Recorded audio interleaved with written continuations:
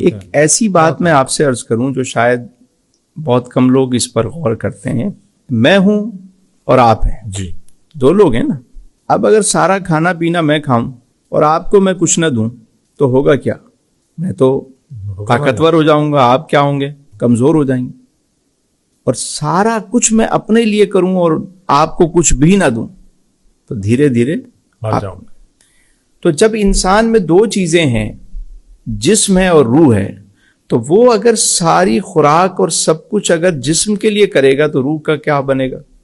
اور دیکھیں، جسم اس مٹی سے بنا تو اس کی خوراک بھی یہیں کی ہے، روح یہاں سے نہیں بنی، اس لیے اس کی خوراک بھی یہاں کی نہیں ہے. واہ واہ واہ واہ، جسم مٹی سے بنا، سبحان اللہ، خوراک زمین سے ملے گی، سبحان اللہ، اور روح وہاں سے آئی تو اس کی خوراک بھی وہیں سے. سبحان اللہ.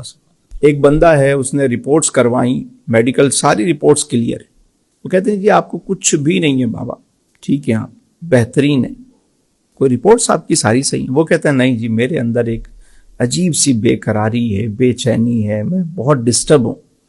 بھائی سب کچھ صحیح ہے، آپ نہیں پتہ نہیں کیا ہے، میں ڈپریشن ہے، عجیب قسم کی انزائٹی ہے، میں سمجھ نہیں پا رہا اس کی وجہ کیا ہے. وجہ یہ ہے کہ باڈی تو صحیح ہے، اس کی روح بیمار ہے. واہ. اچھا، اب کبھی کوئی کہہ بھی دینا کہ یار تم روحانی طور پہ دکھاؤ، تو وہ چلا جاتا ہے عاملوں کے پاس اور وہ اس کو لگا دیتے ہیں ٹرک کی بتی کے پیچھے کہ تم جناب بکرا دو تو صدقہ دو تو یہ کرو تو وہ کرو تو فلاں کرو. وہ اس کو دوسرے راستے پہ لگا دیتے ہیں. اصل معاملہ یہ ہے کہ روح بیمار ہے اور روح کو خوراک چاہیے، اور اس کی خوراک اللہ کا ذکر ہے. واہ واہ واہ، اس کی خوراک رزق حلال ہے، اس کی خوراک جو ہے وہ معاف کرنا ہے. واہ واہ واہ.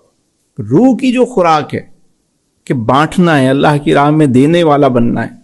واہ واہ. تو جب روح کی خوراک نہیں ملتی تو روح بیمار ہونا شروع ہو جاتی. اور اس وقت جو سب سے زیادہ اینٹی ڈپریشن چیزیں چل رہی ہیں، اس کی وجہ یہی ہے کہ لوگوں کی روح جو ہے نا وہ بیمار ہے، اس کے لیے کوئی کام نہیں ہو. سر آپ کے اس اہم نقطے پر میں غور کر رہا ہوں تو میں محسوس کر رہا ہوں کہ ہماری جتنی بھی یہ سسٹم دنیا ہے جس میں ہم رہ رہے ہیں، ہمارا سماج ہے، ہمارا معاشرہ ہے، سارا کا سارا باڈی کے لیے کام کر رہا ہے. ہماری ہر ضرورت، ہمارا پورا بزنس، سب کچھ باڈی کے لیے. روح کے لیے تو ہماری سوسائٹی میں کچھ بھی نہیں ہے ہمارے پاس. تو میں آج اس بات پر غور کر رہا ہوں. اور علی بھائی آنے والے ٹائم میں آپ دیکھیے گا کہ دنیا میں جو سب سے بڑا مسئلہ اور چیلنج کھڑا ہونے جا رہا ہے نا، اور وہ ہے آپ کا مینٹل سکون. سکون دو طرح کے ہوتے ہیں، جی، اطمینان قلب، ذہنی سکون. قلبی سکون سے تو دنیا پہلے ہی واقف نہیں تھی، بلکہ اچھے بھلے لوگ واقف نہیں ہوتے کہ قلبی اطمینان کیا ہے، اطمینان قلب کیا ہے، نفس مطمئنہ کیا ہے، اس کے بارے میں تو انہیں پتہ ہی نہیں ہوتا. مینٹل جو سکون تھا وہ بھی اب ختم ہو گیا، اللہ. گیجٹس کی وجہ سے، یہ میٹاورس کی وجہ سے، یہ ویب 3 کی وجہ سے، یہ 5G کی وجہ سے، یہ جو اب چیٹ جی پی ٹی اور پتہ نہیں الا بلا کیا دنیا میں چیزیں آنا شروع ہو گئیں. تو اب ایک مصنوعی زندگی جو انسان جس میں ہر وقت منہمک ہے، تو اب اندر کا سکون تو پہلے ہی نہیں تھا، مینٹل سکون بھی ختم ہو گیا. تو آنے والے دنوں میں جو سب سے بڑا چیلنج آنے والا ہے، جو آ چکا ہے بلکہ، مینٹل ہیلتھ. لوگ مینٹلی طور پر ڈسٹرب ہے. اینٹی ڈپریشن میڈیسن، سکون آور ادویات بڑھتی جا رہی ہیں.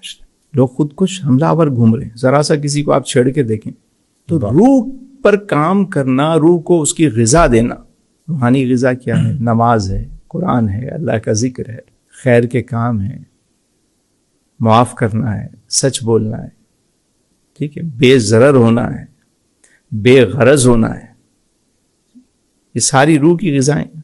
واہ.